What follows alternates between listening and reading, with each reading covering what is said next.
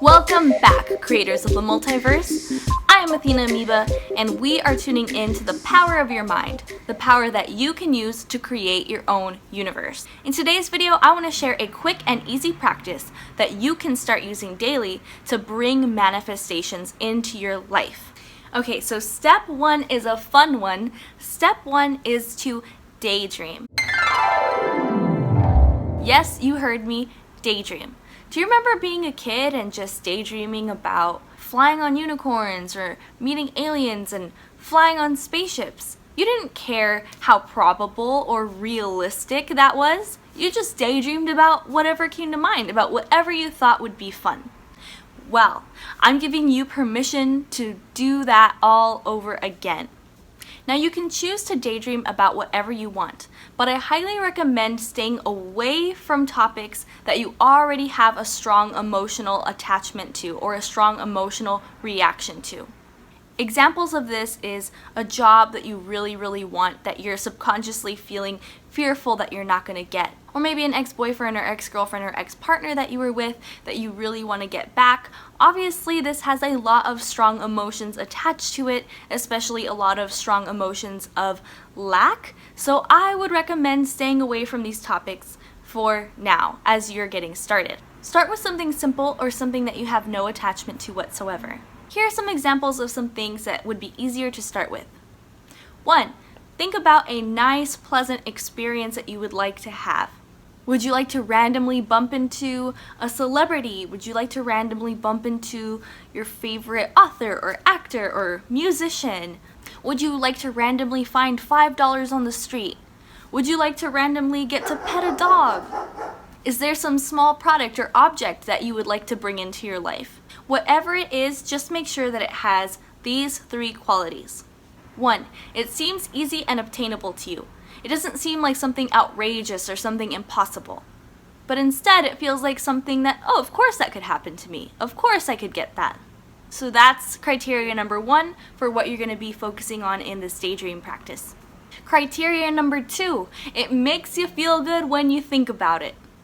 When you think about the possibility of this experience happening, or when you think about what it would be like to have this product or meet this person, it just makes you feel good. It gives you this sense of lightheartedness and joy, and you could just sit back and daydream about what it would be like for at least 10 minutes, if not hours. So it's fun to think about, and there's momentum in it when you think about it. So for a small example, I am starting to stretch out my ears, so I've been daydreaming about what it will be like when I finally get my plugs and the different type of jewelry that I'll get to wear, and that makes me feel good when I think about it. You know, there's no resistance to that, and I like daydreaming about that, and it's created some momentum. I finally started stretching my ears. So that's just a simple example of something that makes you feel good, or makes me feel good when I think about it. Another great example is what it would be like to collaborate with somebody. So I have various friends that I would love to collaborate with on certain projects, and sometimes I just let myself daydream about what that would be like, what the outcome would be like, how fun the process would be, and I just let myself go down a rabbit hole of daydreaming, and daydreaming with positive expectation. Because in a way, I think most of us never really stopped daydreaming, but I think our daydreams went to a more negative side. A lot of us started daydreaming or having daymares about, oh, am I going to be late to work? Oh, is my boss going to yell at me again today?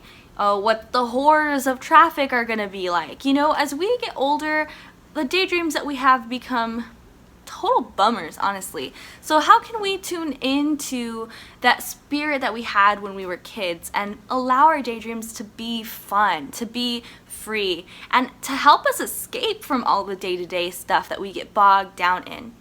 The more we practice this, the more our vibration rises, and the more we'll actually have experiences that match what's going on in our minds. Now, the third and final criteria of what you should start daydreaming about is that it's easy for you to identify and overcome negative thoughts that come along with the daydreaming process.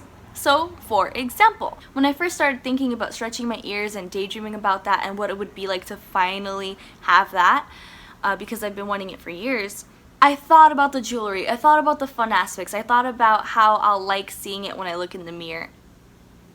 But part of me also started freaking out about, oh my god, what if my ears get infected? What if there's like what they call a blowout in my ear? And I stopped myself and I said, whoa, whoa, whoa, whoa, whoa, whoa. I am focusing on the what I don't want to happen. I'm focusing on the what I don't want to go wrong in this situation. Focusing on that is bringing in negative qualities to this experience that I just want to be positive. Another thing you have to remember is don't do this exercise with the expectation to get what you're daydreaming about. Yes, it should work, but if you're expecting it in such a way that you're constantly focusing on where is it, where is it, where is it, that's actually a vibration of the lack of what it is that you're wanting. When you ask yourself where is it, and you focus too much on the fact that you don't have it right now, you're always keeping it away from you. So that being said, the third criteria for your daydreams should be that it's easy for you to identify negative thoughts that are associated with the thing you're daydreaming about, so you could stop them in their tracks and refocus on the positive aspects of your daydream.